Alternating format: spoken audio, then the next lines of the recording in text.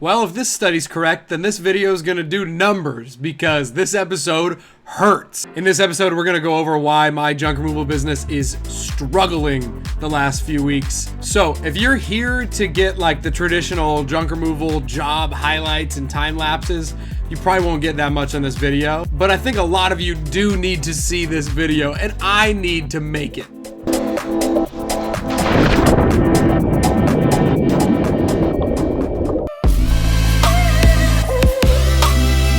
Why do I insist on sharing the embarrassing stuff about starting this business?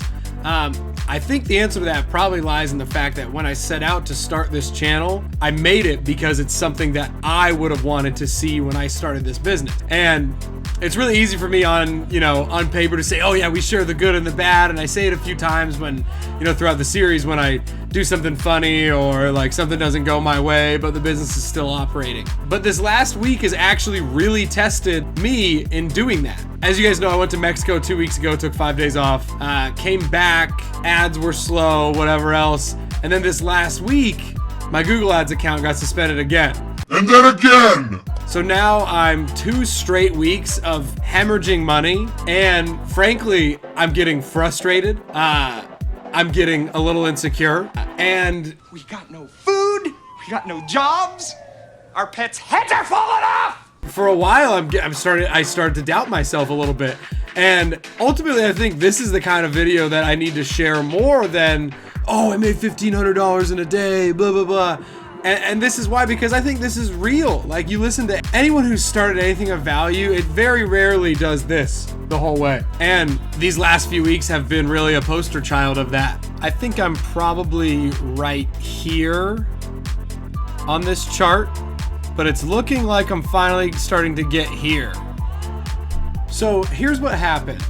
It kind of took me going on vacation to realize that my business was really heavily reliant on pay-to-play ads and really has a very small footprint of organic business coming in. I would say maybe 1 or 2 jobs a week is repeat business or referral or anything like that. And I understand that that's normal for a new business, but to have the entire livelihood of your business revolving around other businesses performing for you isn't the best thing ever. Now, I know one of them is Google, so obviously that one's probably pretty reliable.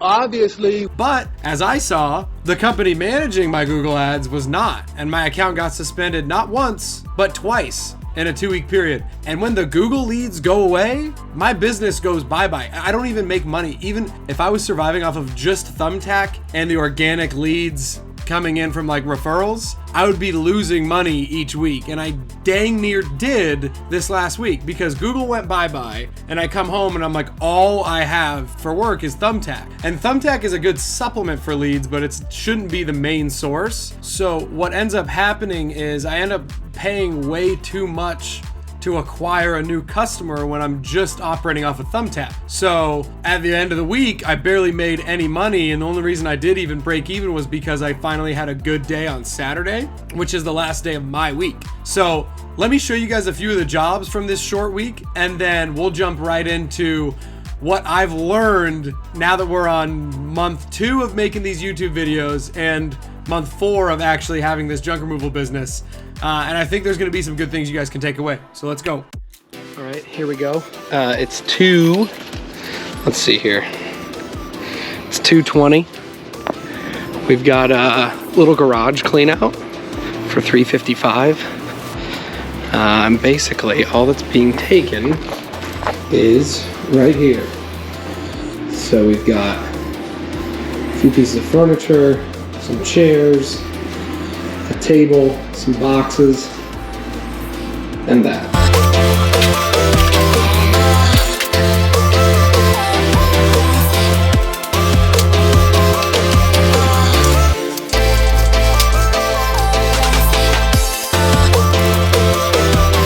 Okay, we're coming up on stroke 3 here.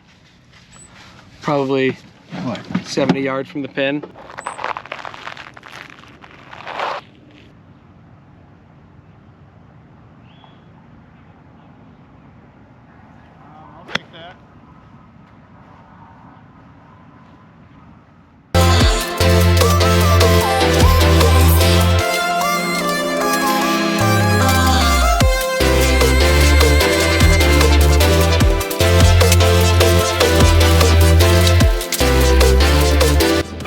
finished that first job.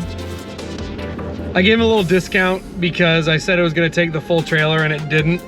So I gave him I kicked him back like 30 bucks, I think. So I went from 355 to 325. Just because he didn't even use the whole thing, and I had some stuff that was resellable. And it's like, for me, so many times I get to the place and say like, hey dude, this is gonna take more than what you told me, so it's gonna charge more. To me, like as a business owner, I can't have my cake and eat it too. So like, if I'm gonna tell somebody it's gonna cost more because they're using more volume than they think, I have to give the people back money that are using less than what they think. All right, I've got my co-pilot with me today. Say hello to everybody, Caitlin. Hello. I've got my hardest job yet. It's 113 degrees outside. Hardest job yet. I'm gonna show you guys what I'm working with. Not great. And hopefully I'll survive.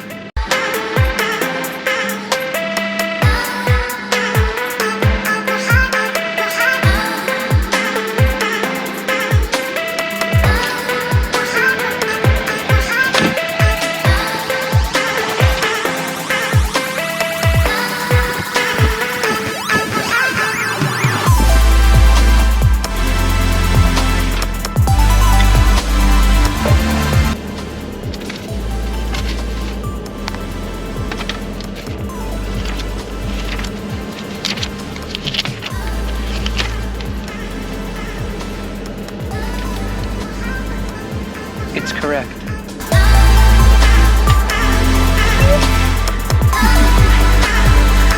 So what have I learned in 4 or 5 months of actually running the junk removal company and then 2 months of documenting it on YouTube?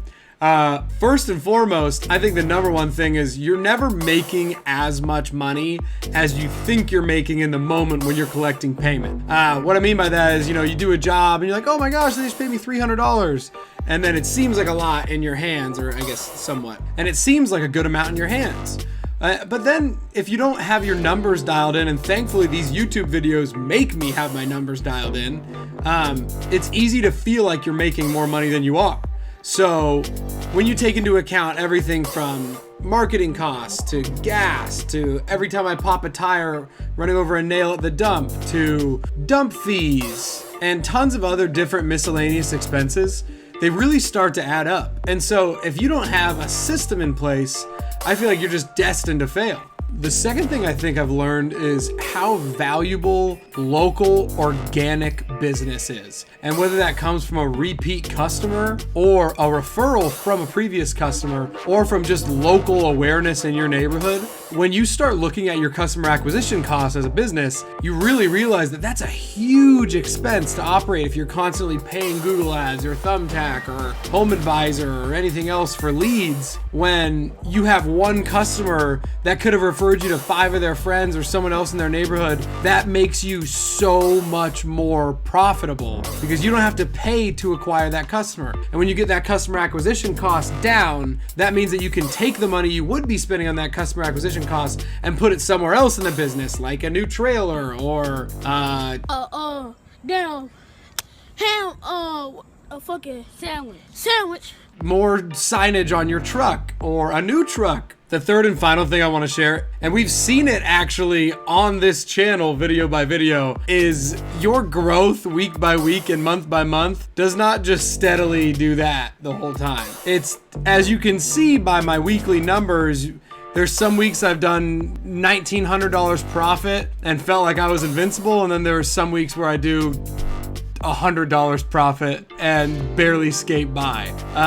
That's something, especially when you're new, and especially if you're just becoming self-employed, you have to pay attention to. So if you have a record week and then you start spending money like you're gonna be making that record week over and over and over again. Oh, brother, whoa, now. You got too much dip on your chip. You probably need to just reel it in a little bit. All right, let's get to everybody's favorite part. This week's tough. Definitely didn't make that much, but my Google Ads account was suspended. But it's kind of interesting, right? Because what happened was I went to Mexico, obviously didn't sell any deals when I was there. So I get back on like Sunday I'm like, okay, I'm ready to go on Monday. But typically, you know, you have jobs that you've booked the previous week that you're gonna do this week. But because I was gone and my Google ads weren't working, I didn't sell any deals when I was in Mexico. So then I came back on Monday and was like ready to work, and I couldn't. And so I was like, why is my phone not ringing? Turns out they got resuspended the week I was back, like desperate for work. So it's fixed now, but we'll see how this week goes. So we did $895 in revenue this week, and unfortunately we had $766.28 of expenses. That leaves us with a grand whopping total of $128.72 on the week. That's enough to buy groceries. Maybe. Oh, don't cry. To be honest, putting my business on YouTube for all my friends, family, and now quite a bit of people that I don't know to see kind of accelerates the stress that comes with maybe the growing pains of having a business. But I don't know. Thank God I found this video because I was in a dark place. If you aren't feeling motivated right now, I need you to stop. Stop thinking that way at all. Okay, done. Ready to go. But seriously, aside from that, I really am just trying to think long term. And like, obviously I make a weekly video, so I'm constantly reflecting on the weeks. But the business has still done this for the most part. It's probably done this a little bit, but I'm okay with where we're at. I did more revenue yesterday than I did all of last week. So we're on the up and up, but you know, like in anything that's worth doing in life, it takes a little bit of time. So this is a little different feel for this week's video. I hope you guys liked it. If you did, hit the thumbs up button, comment below any advice, any tips, any whatever, things you liked, didn't like about the video, and make sure you hit the subscribe button. Peace.